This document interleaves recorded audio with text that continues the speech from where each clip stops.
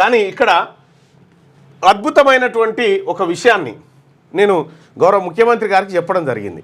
అంటే ఒక సభ్యుడిగా ఆయనకు సూచన చేసిన ఏమని అంటే, ఇప్పుడు తెలంగాణ రాష్ట్రం జనాభా తగ్గిపోయింది, తద్వారా డీలిమిటేషన్లో మాకు అన్యాయం జరుగుతుంది, మనకు అన్యాయం జరుగుతుంది కదా అని చెప్పి ఇద్దరు పిల్లల నిబంధన ఏది స్థానిక సంస్థల్లో పోటీ చేయాలంటే ఇద్దరు పిల్లల కంటే ఎక్కువ ఉంటే చేయకూడదు అనే నిబంధన ఉన్నది కదా. ఎక్సెప్ట్ ఇది ఏది మున్సిపాలిటీస్ స్థానిక సంస్థల్లో ఇద్దరు పిల్లల లోపు ఉంటేనే ఇద్దరు పిల్లల నిబంధన ఉంది కదా, ఉంటేనే పోటీ చేయాలి. అయితే నేనేం చెప్పినా మన తన జనాభా తగ్గింది తగ్గడం కోసం ఈ నిబంధన పెట్టుకున్నాం. కానీ ఇలా జనాభాను పెంచాల్సినటువంటి అవసరం ఉంది. జనాభాను పెంచే టైంలో ఈ నిబంధన అడ్డొస్తూ ఉంది కదా, ఇది ఎందుకు పెట్టుకున్నాం అంటే ముఖ్యమంత్రి గారు కూడా ఇది మంచి సూచన, దీన్ని తొలగించేటువంటి ఆలోచన చేద్దాం, చర్చకు పెడుతున్నాం అని చెప్పిండు. ఇక రెండోది ఏం చెప్పినాం, ఇది ఎట్లాగో తీసేస్తున్నాం కాబట్టి ఇప్పుడు సర్పంచ్, ఎంపీటీసీ, జెడ్పీటీసీ వీళ్ళు ఎవరైతే ఉన్నారో వీళ్ళ పిల్లలు ఖచ్చితంగా ప్రభుత్వ పాఠశాలలో చదివి ఉండాలి. ప్రభుత్వ పాఠశాలలో చదివి ఉండాలి, లేదంటే అడ్మిషన్ తీసుకున్నటువంటి నన్ను ఉండాలి. అప్పుడు ఏమవుతుంది, ఒక సర్పంచ్ కొడుకు ప్రభుత్వ పాఠశాలలో చేరితే ఆ సర్పంచ్ ఆ స్కూల్ని ఎట్లా చూసుకుంటాడు, తన ఇల్లు లెక్క చూసుకుంటాడు. ఎందుకంటే తన పిల్లగాడు చదువుతాడు కదా. ఒక వార్డు మెంబర్ అక్కడ పోటీ చేస్తే అక్కడ ఆ స్కూల్ను బాగా చూసుకుంటాడు. సో ఇట్లా ప్రభుత్వ పాఠశాలలు 100% ఆక్యుపెన్సీని సంపాదిస్తాయి. తద్వారా మనకు కూడా ప్రభుత్వానికి మంచి పేరు వస్తుంది, ప్రభుత్వ పాఠశాలలు బాగుపడతాయి అని చెప్పి ఈ సూచన రాష్ట్ర ముఖ్యమంత్రి గారికి చేయడం జరిగింది. చేస్తే ఆయన కూడా పాపం సానుకూలంగా స్పందించాడు. ఆయన కూడా ఉన్నది. ఓకే,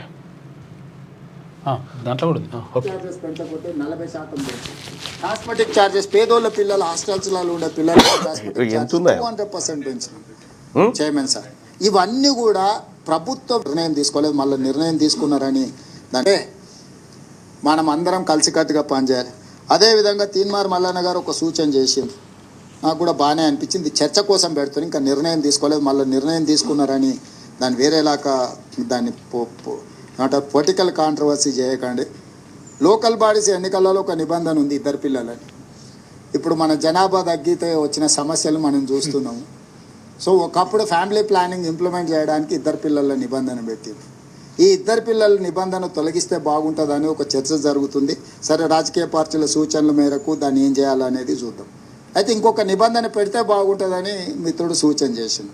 లోకల్ బాడీస్లో పోటీ చేయాలనుకుంటే వాళ్ళ పిల్లలు ప్రభుత్వ పాఠశాలలో చదువుకోవాలనే కండిషన్ పెడితే ఆ లోకల్ రిప్రజెంటేటివ్స్ వాళ్ళ పిల్లలు ఎప్పుడైతే ప్రభుత్వ పాఠశాలల్లో చదువుకుంటారో అప్పుడు ఆటోమేటిక్గా ఆ స్కూల్ బాగుండాలనే ప్రయత్నం చేస్తారు. వార్డు మెంబర్ అయినా, సర్పంచ్ అయినా, ఎంపీటీసీ అయినా, ఎంపీపీ అయినా, జడ్పీటీసీ అయినా స్థానిక సంస్థలలో ఎన్నికల్లో పోటీ చేయాలి అంటే వాళ్ళ పిల్లలు ప్రభుత్వ పాఠశాలల్లో చదువుకొని ఉండాలి అని నిబంధన పెడితే బాగుంటుందని మిత్రుడు తీన్మార్ మల్లన్న సూచన చేసిండు. ఇది చర్చకు ఎట్లయినా సరే పర్వాలేదు.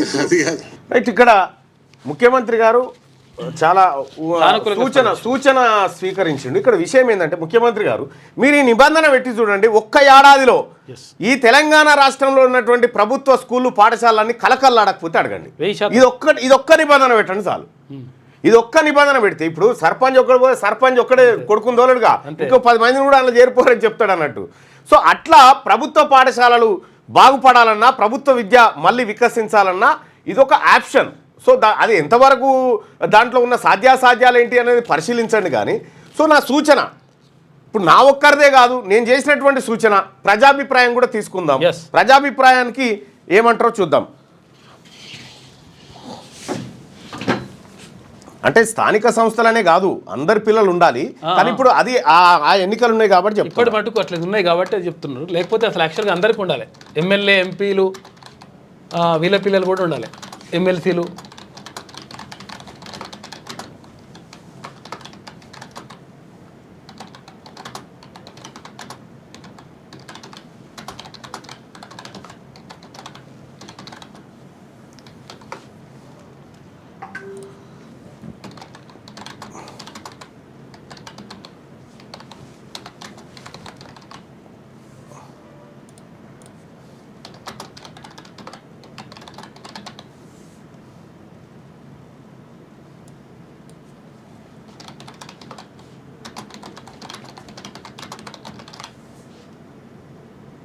రైట్, మీ అభిప్రాయాన్ని కూడా తెలియజేయండి. ఎందుకంటే మెజారిటీ ప్రజల మంచిదే కానీ చేస్తారా అంటే ప్రయత్నం చేస్తే ఎందుకు సాధ్యపడదు? మనం ఇద్దరు పిల్లల కండిషన్ పెట్టుకొని జనాభాను నియంత్రించినాం కదా, అదే కండిషన్ ఇటువైపు పెట్టి ఇక్కడ ఉన్నటువంటి ఏది ప్రభుత్వ పాఠశాలను కాపాడి ప్రైవేట్ పాఠశాలలని కంట్రోల్ చేయొచ్చు కదా. సింపుల్గా, దానికి ఎక్కువేం లేదు. స్థానిక సంస్థల్లో పోటీ చేసే వారి పిల్లలు ప్రభుత్వ పాఠశాలలో తప్పనిసరిగా చదవాలి అని నిబంధన పెడితే అని పెట్టిన నిబంధన తప్పనిసరి చేయాలనుకునే వాళ్ళు ఇక్కడ, నిబంధన వద్దు, ఈ నిబంధనలు వద్దనుకునే వాళ్ళు ఇక్కడ మీ అభిప్రాయాన్ని తెలియజేయండి. అంటే ఇది స్థానిక సంస్థలనే కాదు, ఎన్నికల్లో పోటీ చేసేవాళ్ళు. అంటే ఇది ఇప్పుడు అవి ఉన్నాయి కాబట్టి దాని గురించి చెప్తా ఉన్నాం. సో ఇది చేస్తే పాఠశాలల దిశనే మారిపోతుంది. అటు విద్యాశాఖ కమిషన్ కూడా సరే విద్యలో డెవలప్మెంట్ ఎట్లా కావాలి, మండల స్థాయిలో ఏ స్కూల్ ఉండాలి, బస్ సౌకర్యం ఎట్లా పెట్టాలని మంచి ప్రైవేటు ఒక స్టాండర్డ్ లెవెల్లో ఆలోచిస్తూ ఉంది. విద్యా కమిషన్ ఆలోచనకు ఇది కూడా తోడైంది అనుకో, విద్యా కమిషన్ ఆలోచనకు ఇది కూడా తోడైతే ఖచ్చితంగా ప్రభుత్వ పాఠశాలలన్నీ కలకల్లాడతాయి. వెనకటి తరీఖను సతరించుకుంటే అడ్మిషన్లు దొరికాయి, ఆ పరిస్థితి ఉంటుంది. సో ఇక్కడ ఢిల్లీలో ప్రభుత్వ స్కూళ్ళలో అడ్మిషన్ దొరకకపోతే ప్రైవేట్ స్కూల్కి పోతారు. సో ఆ పరిస్థితి ఇక్కడ వస్తుంది. అప్పుడు మనం పెట్టుకున్నటువంటి ఈ 1,20,000 మంది టీచర్లు ఎవరైతే ఉన్నారో వీళ్ళందరికీ కడుపు నిండా పని దొరుకుతుంది.